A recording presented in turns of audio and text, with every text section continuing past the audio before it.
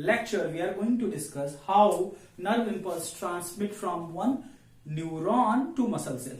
Guys, we all know that every muscle in our body, either it's cardiac muscle or smooth muscle or skeletal muscle, is ultimately controlled by our neural system. Is it or not? Either maybe that neural system is somatic neural system that controls skeletal muscle, or it is autonomous neural system that controls smooth muscle and cardiac muscles.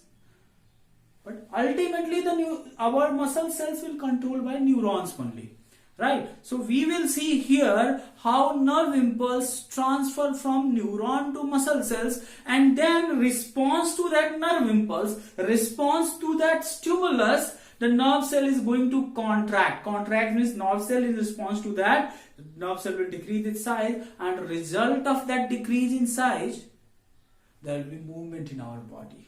Okay, so let's see. This is one neuron. This neuron is motor neuron. This motor neuron is forming junction, neuromuscular junction with skeletal muscle cell. This is what skeletal muscle cell. How will you identify the skeletal muscle cell? See, it have multiple nucleus and nucleus present in periphery. So junction present between this motor neuron and skeletal muscle cell is called neuromuscular junction.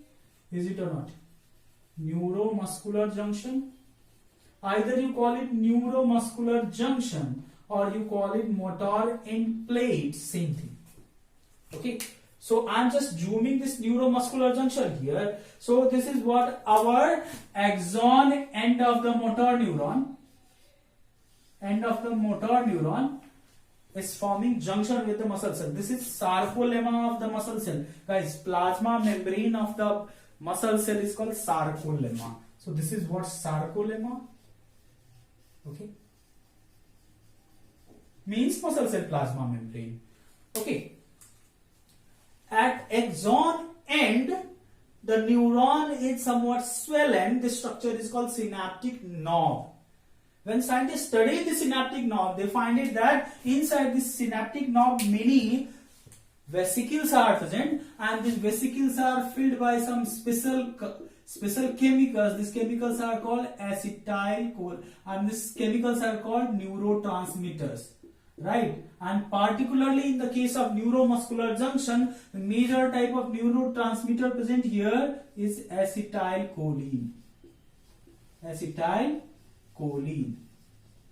So acetylcholine neurotransmitter in studies find it that is packed in vesicles at axon end at synaptic knob. Once nerve impulse will generate in this cell body, and it will come across the axon, and finally when it will come at axon end, immediately it will cause influx of calcium ion.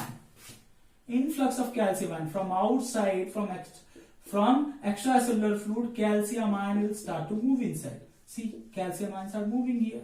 From outside to inside they are moving. Okay. Now, influx of this calcium ion, students, influx of this calcium ion will cause movement in these all vesicles which are packed by acetylcholine. And these all vesicles will move toward the plasma membrane, and then in synaptic cleft, the gap present between muscle cell and neuron. Then these all vesicles will fuse into plasma membrane, and then they will release this neurotransmitter in this synaptic cleft.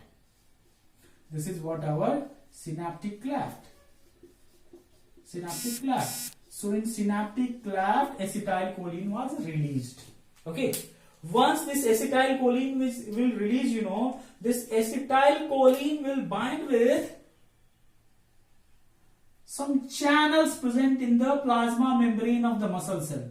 Okay, in sarcolemma of the muscle cell, there are some channels, they will bind with that. Okay, and in result of the binding of acetylcholine with that channel, the channels will open, and then they will cause influx of sodium ion. So you see here, sodium ion influx is started. Okay, generally one muscle cell, at resting state, the net charge on the muscle cell is approximately minus 90 millivolt. minus 90 millivolt. But when it accepted stimulus from outside, when our neurotransmitter acetylcholine binded here, it caused influx of sodium ion, and this charge will start to increase, and from 90 millivolt it will come to finally plus 70 millivolt. And this state of the muscle is called depolarized state. Okay, and in response to that depolarization, muscle cell will contract immediately. Actually, what's happening here, once this sodium ions start to enter inside, after that, the same process will happen all across the muscle cell. See, charge is flowing here, same process, influx of sodium ion is happening all over the muscle cell. Okay, right? And in response to that, muscle cell will contract. How? You want to know how? Let's see. Actually, when the sodium ion influx happened, that action potential formed in this muscle cell will enter into sarcomere through T tubules. What are T tubules? Guys, what are T tubules? T tubules are T-shaped projection present in sarcolemma of the plasma membrane. Okay, and this T tubule is going deep of each sarcomere. What is sarcomere, student? You all know sarcomere is actually unit for contraction in muscle cell. Okay, like this is one sarcomere. So many sarcomeres are present, right? And once this acetylcholine will be accepted here, then it will cause generation of calcium ion. It will cause release of calcium ion from the sarcoplasmic reticulum. And once sarcoplasmic reticulum start to release calcium ion by its calcium ion channel, it will initiate the process of contraction in sarcomere. So T tubules, they are taking this sensation, they are taking this depolarization, they are taking this stimulus deep of the sarcomere, right? And in sarcomere, so many sarcoplasmic reticulums are present. These sarcoplasmic reticulums have calcium ion channels. Okay, when they will accept stimulus from this T tubule, transverse tubule. Yeah, this is what our T tubule, transverse tubule. Okay. In response to that, they will release calcium ion and the process of contraction will start. How process of contraction will start? Let's see exactly. You all know in sarcomere, that is unit of contraction, majorly two type of proteins are arranged. What is the two type of protein? One protein is actin, another protein is myosin. Like see, this is what our actin, is it? This is what our actin protein, okay? And another protein, that name is myosin protein. Now we all know for contraction, see here please, this is what our actin protein, this is actin protein, and this another protein is myosin protein. Myosin protein. These two proteins are contractile protein arranged in sarcomere involved in contraction. They are only responsible for decreasing size of cell. Yes. How? Let's see. Actually, in this actin protein, there is one area that is called myosin binding site. See, this area is called myosin binding site. Mind it. Hello. Myosin binding site is not part of myosin. This myosin binding site present in actin protein. Right? So for contraction, myosin have to bind here. But problem is that generally when contraction is not happening here, this myosin binding site will masked by different protein. And what are that protein, student? First protein is our tropomyosin protein. Tropomyosin protein. Okay? Tropomyosin protein. This tropomyosin protein plus different kind of troponin protein. Guys, this troponin protein have three types: troponin T, troponin C, troponin I. So you see here, troponin C present, troponin C present. This is what our troponin I, and this is what our troponin T. Troponin T. Once muscle cell accepted stimulus and calcium ion released, this calcium ion will bind with troponin C. C for calcium ion in C. And once it will bind with the calcium ion, the active site, the myosin binding site was masked by this tropomyosin, and different kind of troponin will actually, the protein present here will move away.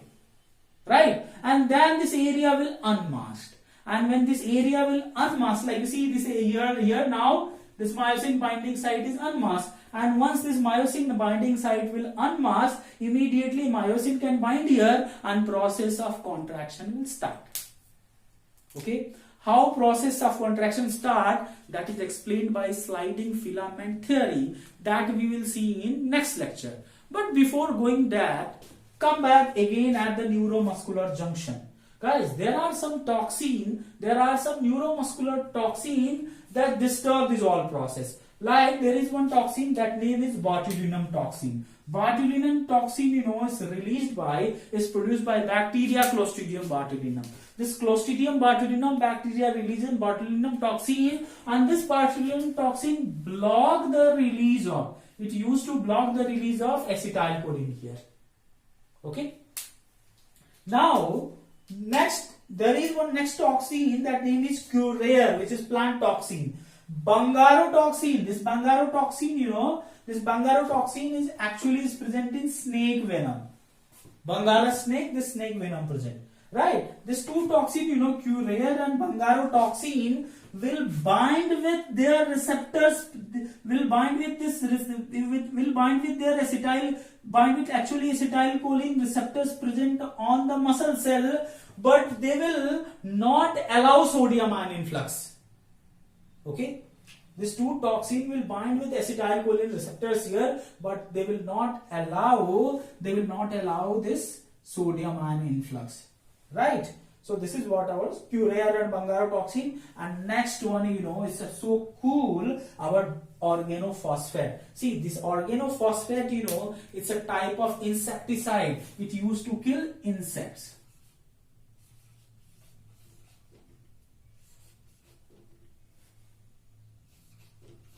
It's insecticidal agent.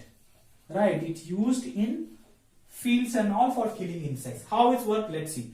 See, once this acetylcholine releases and is bind with the receptor, after that immediately from this motor neuron, one enzyme releases, that name is acetylcholinesterase.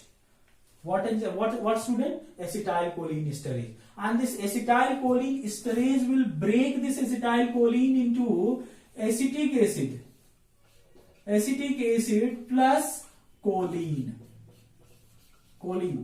Why they break? Actually, once acetylcholine binded here, its function is over. Right? So again, it should not generate stimulus here. For that one, immediately it will removed by acetylcholinesterase enzyme. Right? This organophosphate actually is used to block the action of acetylcholinesterase. Okay, so insects will die. Okay, students, so this is what our neuromuscular junction, and this is how they initiate the process of contraction. Next class we will see what is mechanism of contraction of the muscle by sliding filament theory. Thank you. Bye.